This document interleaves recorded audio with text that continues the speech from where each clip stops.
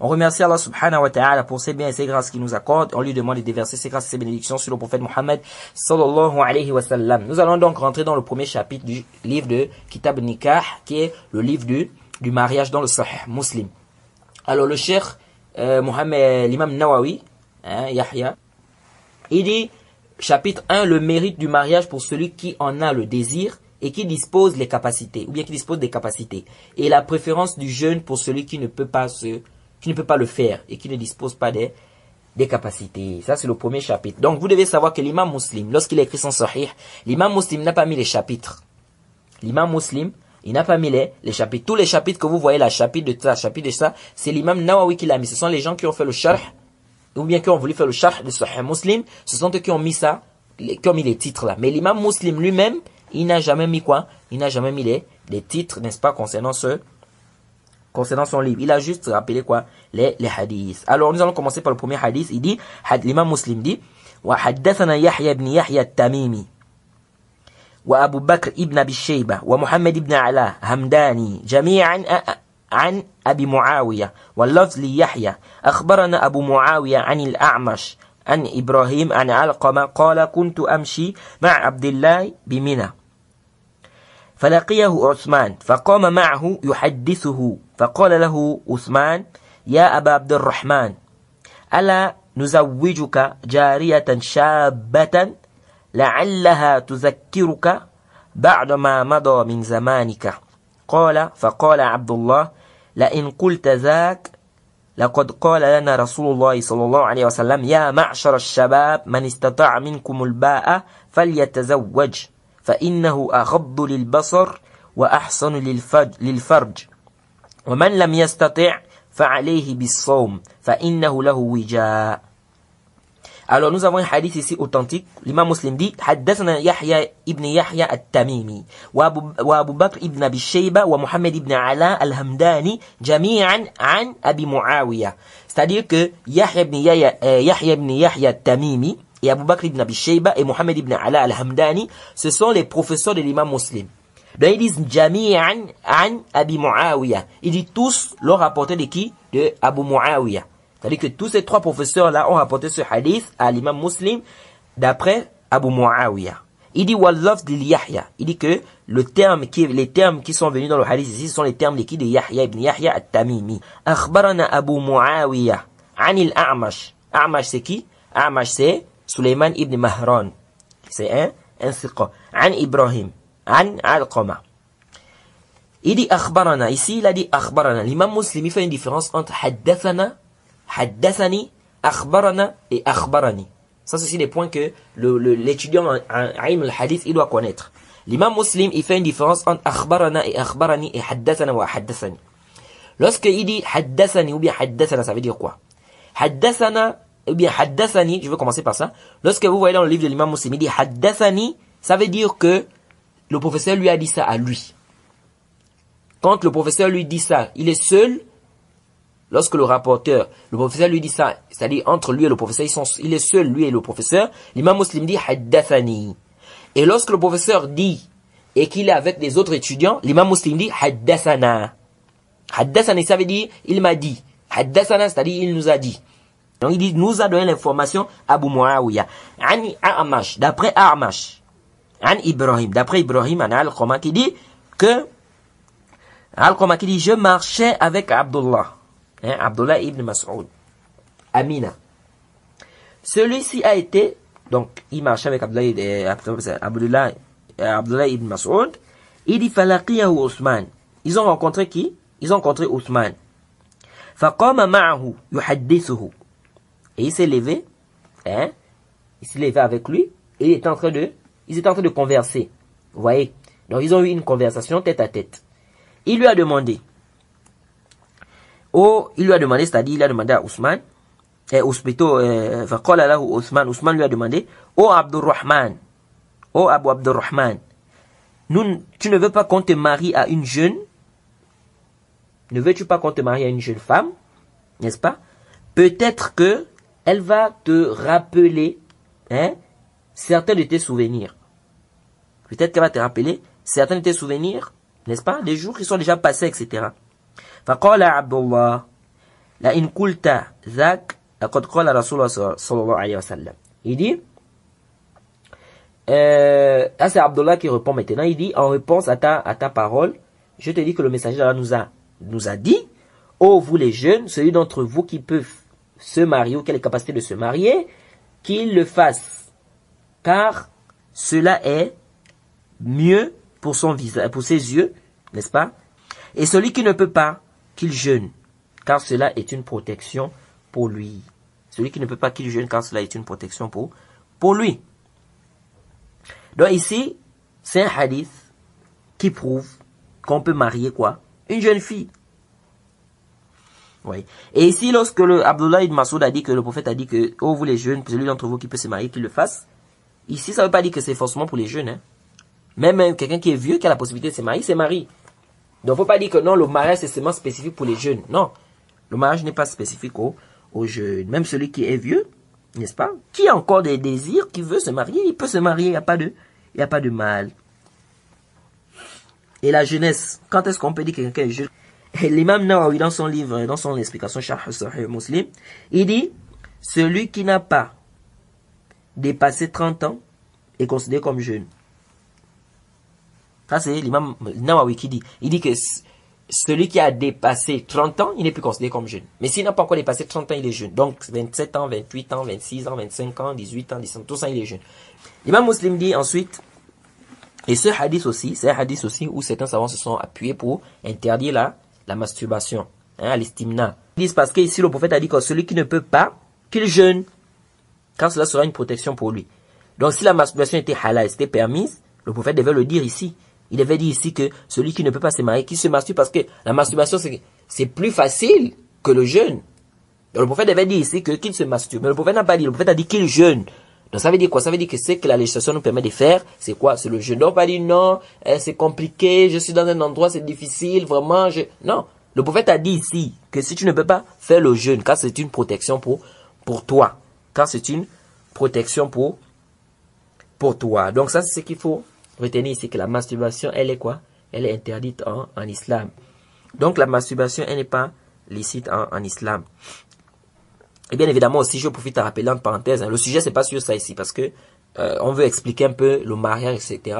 C'est ce qui nous intéresse ici. Mais je profite à rappeler entre parenthèses, le hadith qu'on nous rapporte, on dit que celui qui va se masturber, il va venir au Al-Qiyam avec des grosses pommes, comme c'est vu dans le livre des Kaba'ir, hein, des grands péchés.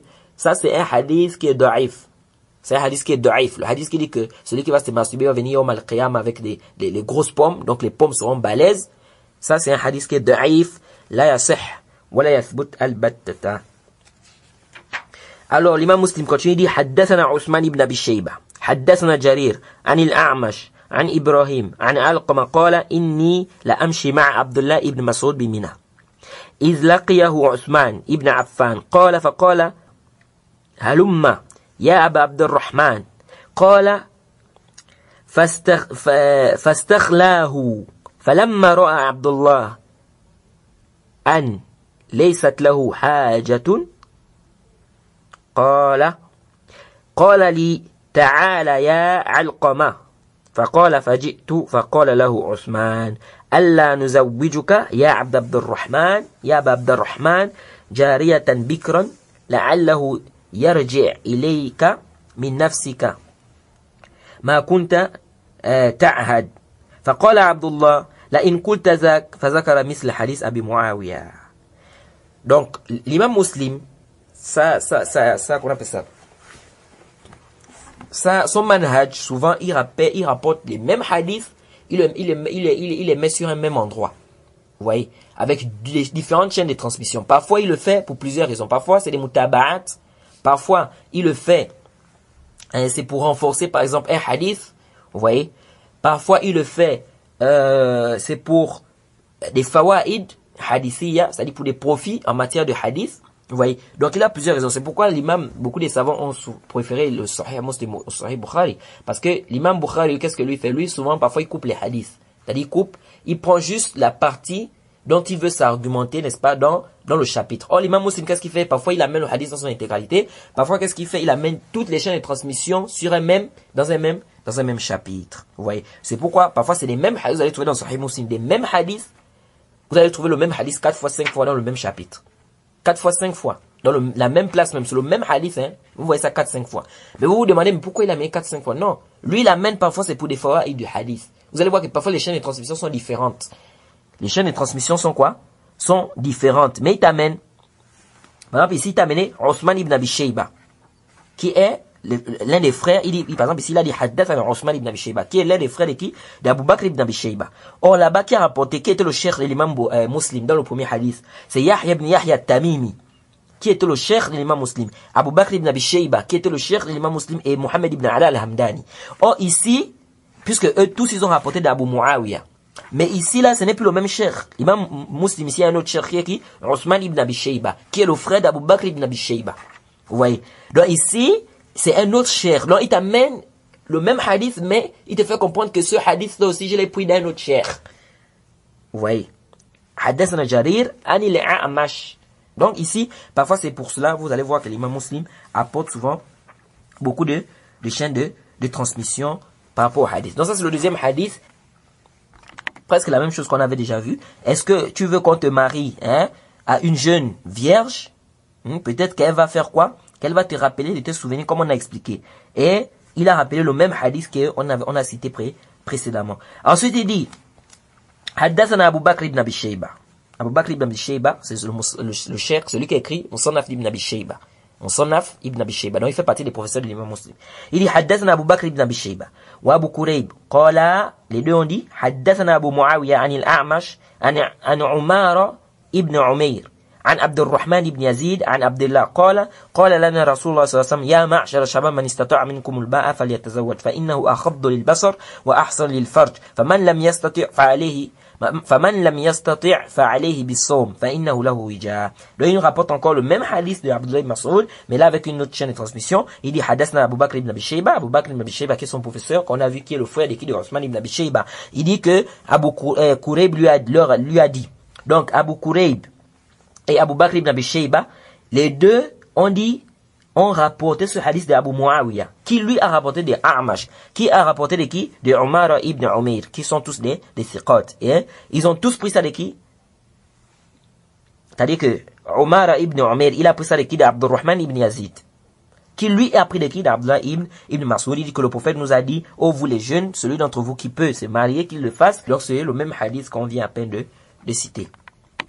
Et on retient aussi des hadiths qui ont précédé que il est permis pour nous ou pour toi de proposer à un frère de lui donner une femme. Puisqu'ils ont dit ici, ils ont demandé, Ousmane a demandé ici, il a dit, Allah nous a wijuka, est-ce que tu veux qu'on te marie à une jeune fille vierge? Vous voyez? Donc ça veut dire quoi? Ça veut dire qu'il est permis pour toi, si tu as un frère par exemple qui n'est pas marié, tu peux venir lui dire que bon, est-ce que tu veux qu'on te donne en mariage tel ou tel? Vous voyez? Il n'y a pas de mal. Alors le cheikh, l'imam muslim dit, il vient avec une autre chaîne de transmission, il dit, Haddathana Othman ibn Abi Shayba, qui est le frère de qui? d'Abu Bakr ibn Abi Shayba. Haddathana Jarir, ani A'mash, ça c'est presque le même isnad qu'on a vu là-bas. Le même isnad qu'on a vu précédemment, lorsqu'il a dit Haddathana Othman ibn Abi Shayba, Haddathana Jarir, ani A'mash. Vous voyez? An Ibrahim, an Alqama. Vous voyez? Mais sauf que ici, là, A'mash ne rapporte plus ça de qui? De Ibrahim. Là-bas, A'mash a rapporté ça d'Ibrahim. Mais ici, il ne rapporte plus d'Ibrahim. Il rapporte maintenant de qui? De Umar ibn Umayr. An Abdurrahman ibn Yazid. Vous voyez? Oh, là-bas, il a pris ça. A'mash a pris ça de qui? De Ibrahim, qui a pris de Al-Qama. Vous voyez? Oh, ici, ce n'est pas le cas. Ici, A'mash a pris de qui? De Umar ibn Umayr, qui a pris d'Abdurrahman ibn Yazid. Vous voyez? Donc, ici, il dit que dakhaltu ana wa ammi Al-Qama wal Aswad. Vous voyez? Il dit, je suis rentré. Là, c'est Abdurrahman ibn Yazid qui dit, je suis rentré, moi, mon oncle. Son oncle, c'est qui? C'est Al-Qama wal Aswad. Et puis Aswad. Al-Qama, c'est l'oncle de qui? De Abdurrahman ibn Yazid. Et l'oncle ici, c'est de quel côté? Du côté maternel. L'oncle maternel. Parce que l'oncle paternel, on dit, est plutôt l'oncle paternel. Ça, c'est l'oncle paternel ici. Khalou, c'est l'oncle du côté maternel. Vous voyez? Et Am, quand on dit Al-Am, c'est qui? C'est l'oncle du côté paternel. Pardon. Am, c'est l'oncle du côté paternel. Et Khal, c'est l'oncle du côté maternel. Je répète, quand on dit en arabe Al-Am, c'est l'oncle du côté paternel. Et quand on dit Al-Khal, c'est l'oncle du côté maternel. Donc il dit, il est rentré, lui et son oncle du côté quoi? Du côté paternel. qui est Al-Qama, avec Aswad, ils ont rentré chez Abdullah ibn Mas'ud. Qala wa ana shabun yawmaidhin. Il dit que et j'étais jeune à ce temps-là. Qui dit qu'il était jeune ici? C'est Abdurrahman ibn Yazid. C'est Abdurrahman ibn Yazid. Il dit j'étais jeune. فذكر حديثا رؤيت أنه حدث به من أجلي فقال رسول الله صلى الله عليه وسلم بمثل حديث أبي معاوية وزاد وقال ولم فلم ألبث حتى تزوجته. Il dit quoi? Il dit qu'il est rentré, ils sont rentrés chez Abdullah ibn Mas'ud et ils ont rapporté quoi? On leur a rapporté le même hadith qu'on vient à peine de citer. Vous voyez le hadith d'Abu Muawiyah. Et il a ajouté que il n'a pas passé un long temps sans qu'il ne se soit marié après. C'est-à-dire après avoir écouté ce hadith du prophète là, ya ma'shara shabab man istata'a minkum al-ba'a falyatazawwaj, que oh vous les jeunes, celui qui peut se marier, qui se marie. Après avoir écouté ce hadith là, il dit quoi? Il dit qu'il s'est marié. Il n'y a pas un temps qui s'est écoulé sans qu'il ne se soit marié. Ouais. Donc tout ça, tous ces hadiths là, ce sont toujours les mêmes hadiths. Comme je vous ai dit tantôt que l'imam Muslim il rapporte les mêmes hadiths au même endroit mais avec des chaînes de transmission différentes. Ensuite il dit haddathani. On a déjà dit qu'il y a une différence entre haddathani, akhbarana et akhbarani. Donc ici il dit haddathani. Donc ici ça veut dire quoi? Haddathani. Haddathani ça veut dire que le professeur lui a dit ça à lui seul. Donc il dit haddathani Abdullah ibn Sa'id al-Ashaj. Haddathana Waqi'. Il dit que Abdullah ibn Sa'id al-Ashaj il lui a dit haddathana Waqi'. Waqi' ici c'est qui? C'est Ibn Jarrah. Waqi' il s'appelle Ibn Jarrah. C'est un thiqa, c'est un rapporteur digne de confiance. Il dit haddathana al-A'mash. Donc, Al-Waqi a dit que A'mash lui a dit, ou nous a dit, An Umar ibn Umayr, An Abdurrahman ibn Yazid, An Abdullah. Vous voyez, ici là, l'imam Muslim dit, il t'amène un autre hadith, n'est-ce pas?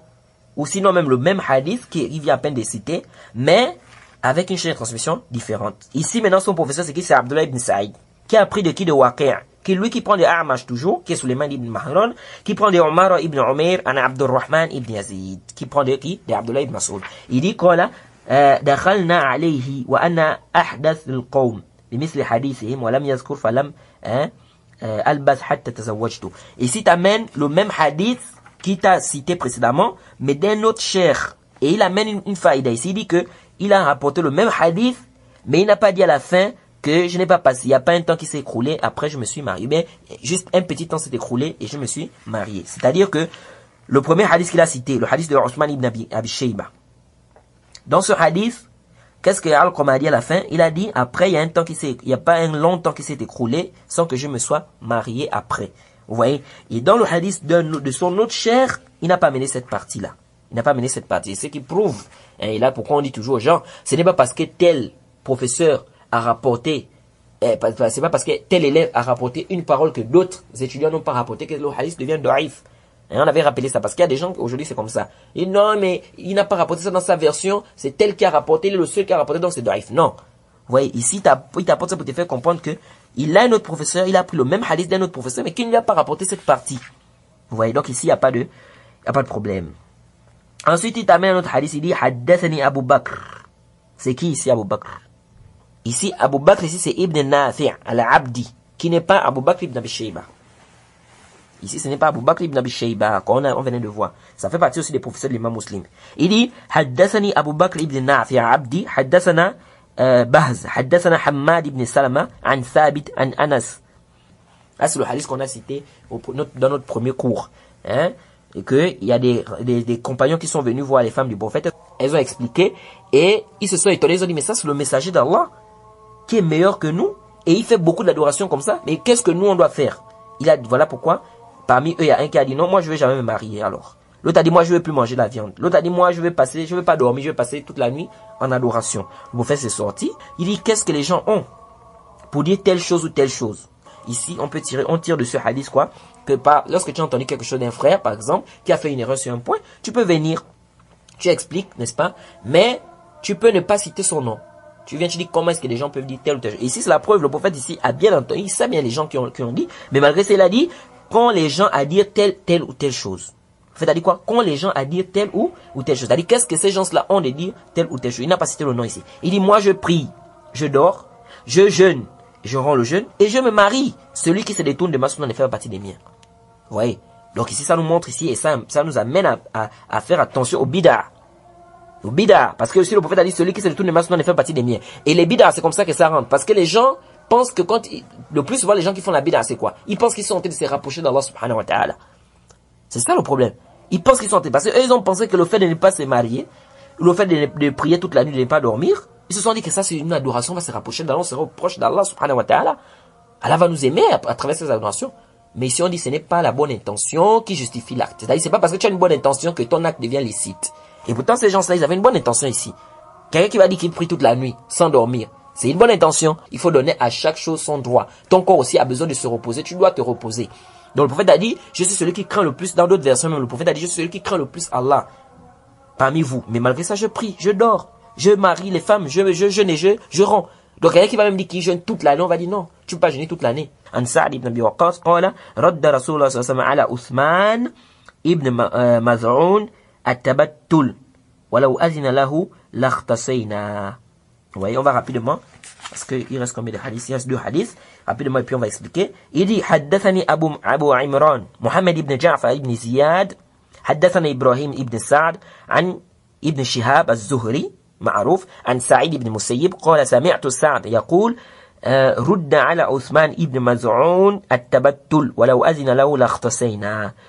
عن ابن شهاب كي زهري أنه قال أخبرني سعيد بن مسيب أنه سمع سعد بن أبي وقاص يقول أراد عثمان بن مزعون أن يتبتل فنهاه رسول الله صلى الله عليه وسلم ولو أجاز له ذلك لاختصينا.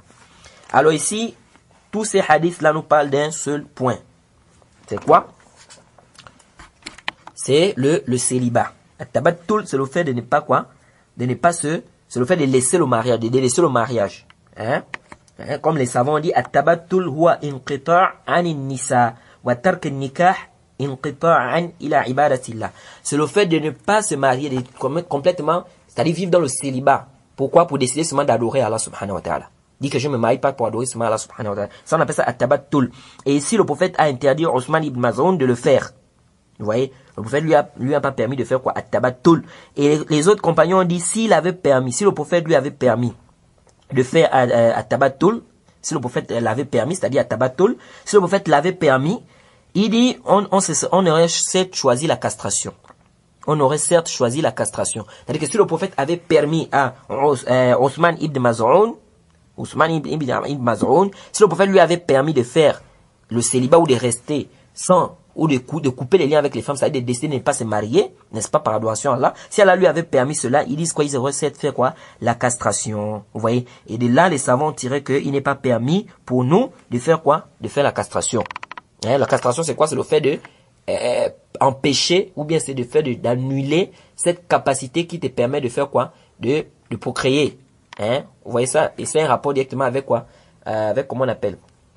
Avec les testicules. Hein? Ça, on appelle ça quoi? La castration.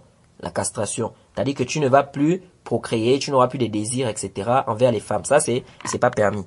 C'est pas permis, comme l'a très bien expliqué l'imam Nawawi dans son livre Sharh Sahih Muslim. Donc, la castration n'est pas permise en islam. Hein? La castration n'est pas permise en islam. Et eux, ils ont pensé, et ils se sont dit par leur ijtihad, ils ont dit, si le prophète lui permet de rester sans les femmes, bon, le mieux pour nous, c'est de se castrer. Pourquoi? Pour éviter de tomber dans les shahwas. Donc ici, ça montre que quoi? Ce n'est pas permis. C'est pourquoi ils ont dit, s'il leur avait permis, nous aurons choisi la castration. Et il n'est pas aussi licite pour le musulman de dire qu'il ne se marie pas parce que quoi, il veut adorer Allah. Ça aussi, le prophète a interdit ça ici, comme l'imam Nawawi l'a très bien expliqué dans son livre Sharh Sahih Muslim. Donc on va s'arrêter par ici. On demande qu'Allah nous pardonne, qu'Allah nous aide. Et on va, Inch'Allah, le prochain chapitre, on va rentrer dans un autre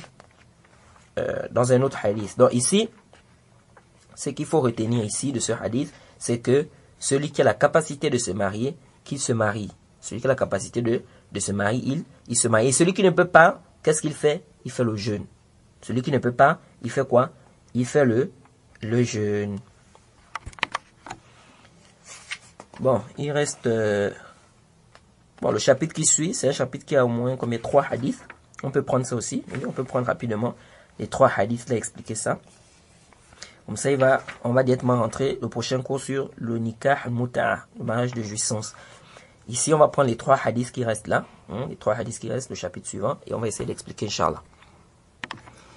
Donc, l'imam Nawawi dit, chapitre 2, l'incitation de celui qui regarde une femme à entrer chez sa propre femme ou chez sa servante et à avoir des rapports sexuels avec elle. Alors, il dit ceci, حدثنا عمرو بن علي حدثنا عبد الأعلى حدثنا هشام ابن أبي عبد الله عن أبي الزبير عن جابر أن رسول الله صلى الله عليه وسلم رأى امرأة فأتى امرأته زينب وهي تمعس منيئة لها فقضى حاجته ثم خرج إلى أصحابه فقال إن المرأة تقبل في صورة الشيطان وتدبر في صورة الشيطان فإذا أبصر أحدكم امرأة فليأتي أهله فإن ذلك يرد ما في نفسه. Ici, l'imam muslim dit حدثنا عمرو بن علي حدثنا عبد الأعلى حدثنا هشام ابن أبي عبد الله عن أبي الزبير عن جابر. Abu Zubair qui rapporte de Jabir. Vous allez voir que dans le Sahih Muslim, beaucoup de hadiths sont rapportés de Abu Zubair an Jabir. Mais Abu Zubair, c'est un mudallis. Normalement, c'est un mudallis. Un mudallis, c'est quoi un mudallis? Ou bien c'est quoi le tadlis? Huwa an yarwi rawi amman sami'a minhu man lam yasma' minhu. C'est quoi? C'est le fait qu'un rapporteur rapporte de celui dont il a entendu quelque chose qu'il n'a pas entendu de lui. Ça veut dire quoi? Ça veut dire, moi par exemple, je m'appelle Mohamed. Je suis l'étudiant de Qasim, par exemple. Je m'appelle Mohamed, je suis l'étudiant de Qasim. Alors, si on dit que je suis Moudali, ça veut dire quoi? Ça veut dire que Qasim, c'est mon professeur. C'est-à-dire que le rapporteur rapporte de son cher. Ce qui n'a pas entendu de son cher. Ça veut dire quoi? Que c'est prouvé d'abord que c'est mon cher. Il a été prouvé que Qasim c'est mon professeur. Mais je rapporte des hadiths que je n'ai pas entendu de mon professeur Qasim. Alors qu'est-ce qu'il fait le mudallis? Il vient avec des alphas, des termes qui prêtent à interprétation diverses. Par exemple, il dit an Qasim. C'est dit d'après Qasim.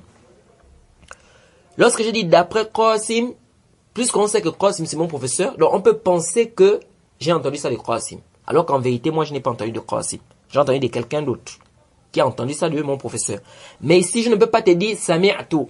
Je ne peux pas dire que j'ai entendu Qasim dire, parce que si je dis ça, je suis un menteur, automatiquement on me classe parmi les menteurs et on ne prend pas mes hadiths. Donc je ne peux pas mentir.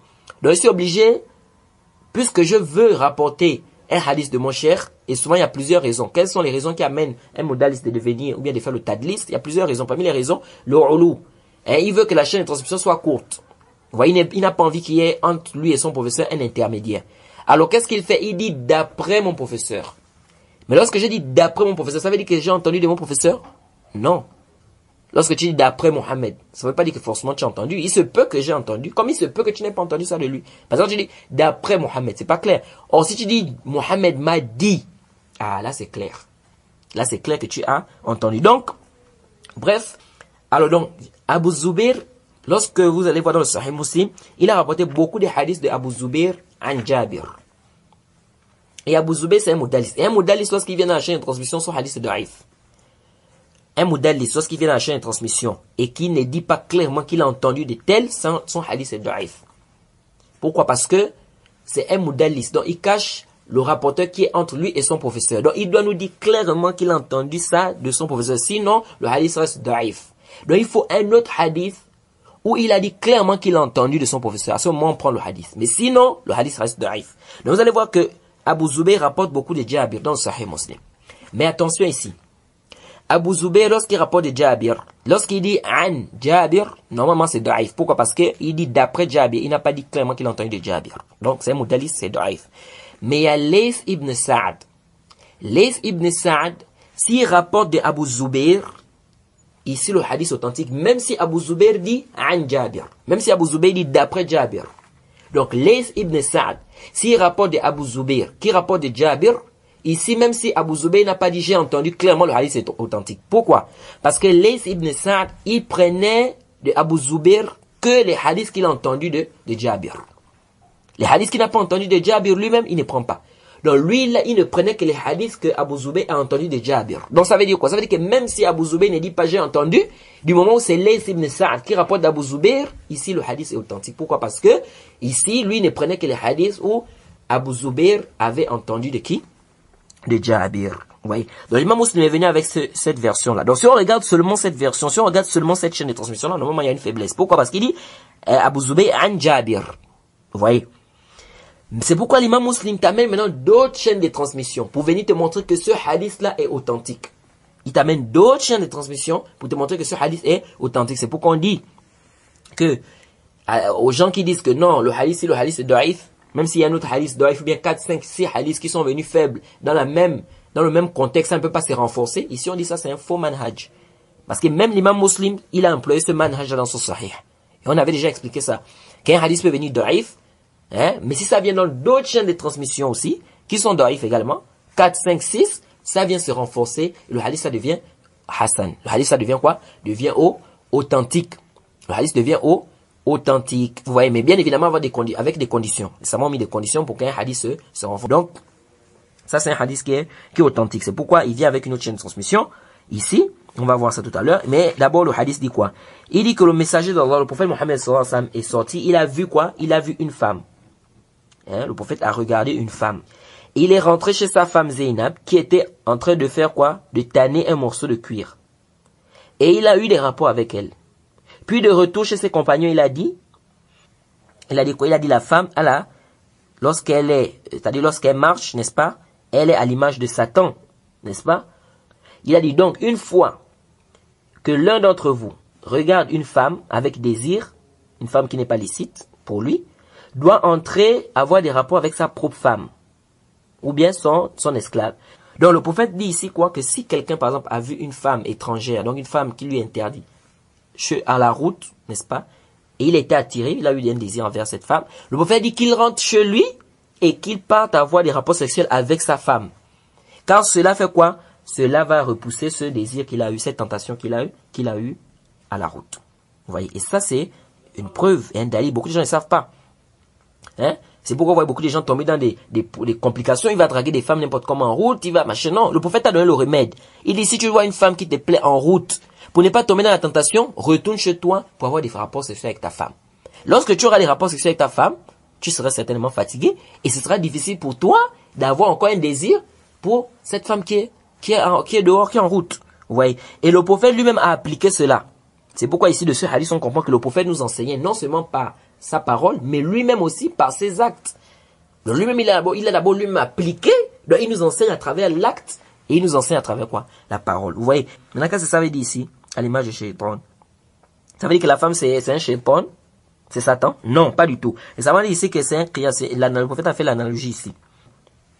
Le prophète ici, comme les savants expliquent, c'est parce que la femme, n'est-ce pas?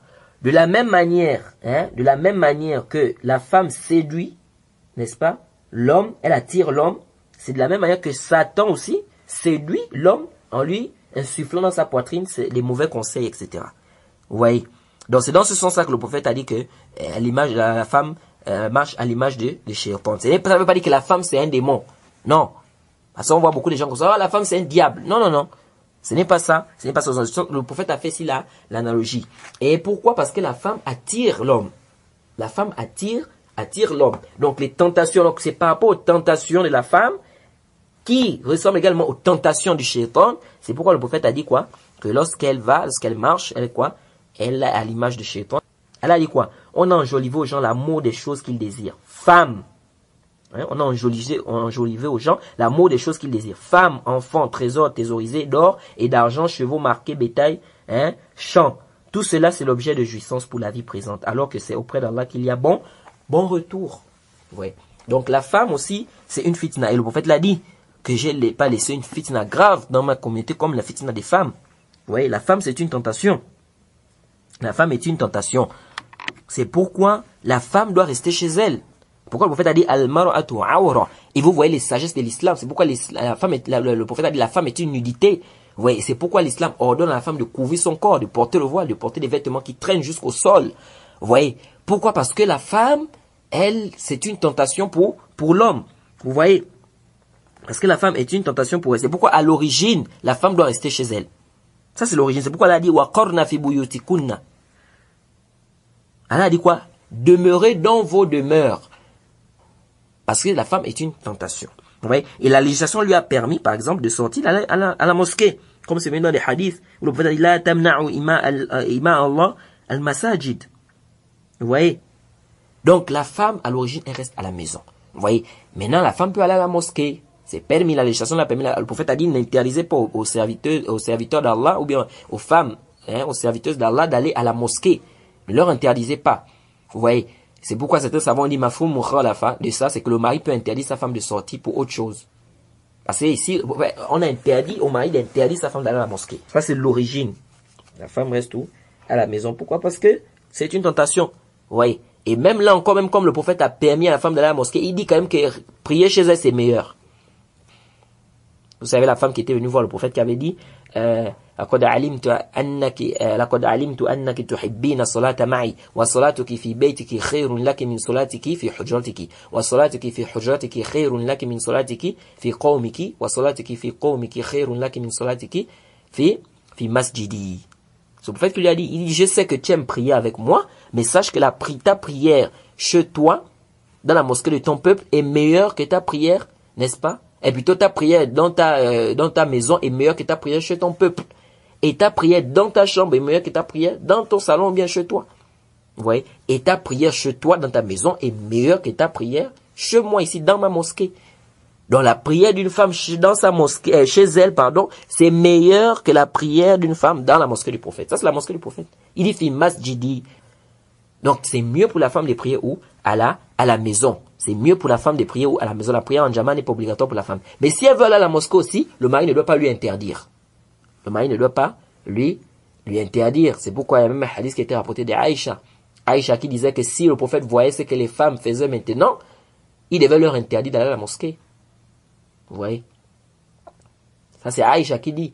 Elle dit si le prophète voyait ce que les femmes faisaient maintenant, c'est après la mort du prophète. Elle dit si le prophète voyait ce que les femmes faisaient maintenant quand elles vont à la mosquée, il devait leur interdire d'aller à la mosquée. Vous voyez? Mais, comme on dit toujours, c'est halal, c'est permis. La femme peut aller où?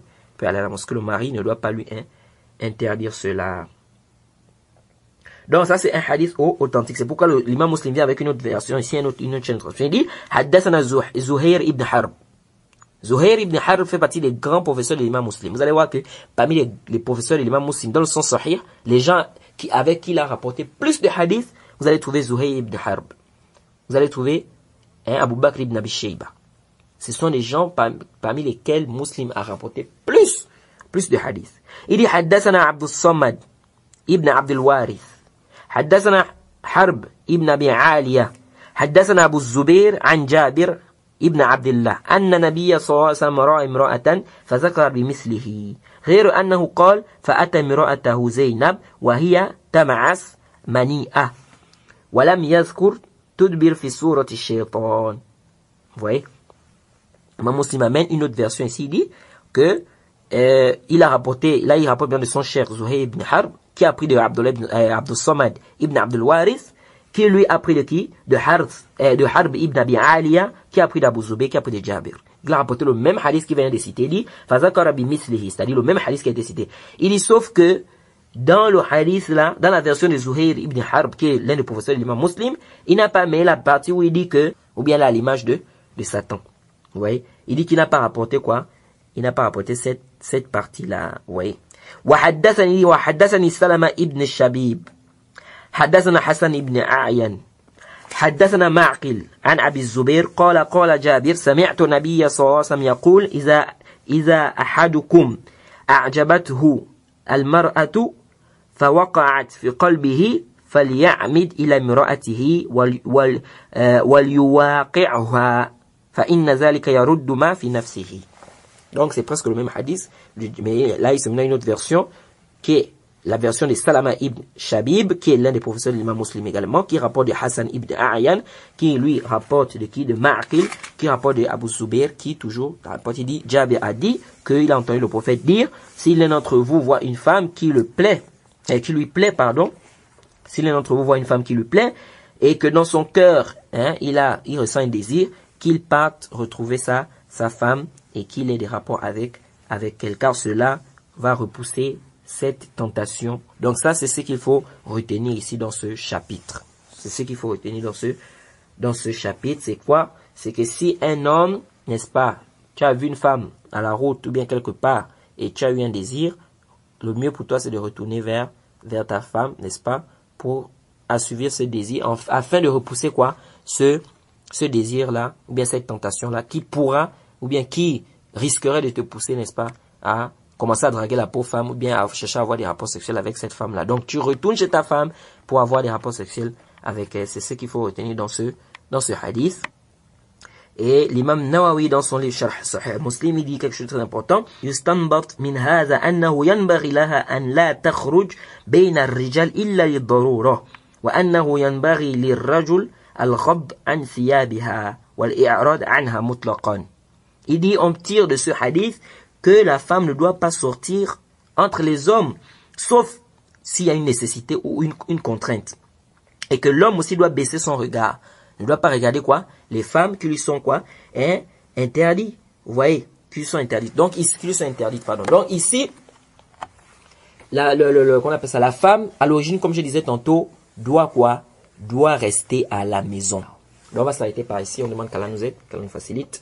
Et le prochain cours, ce sera sur le mariage de jouissance.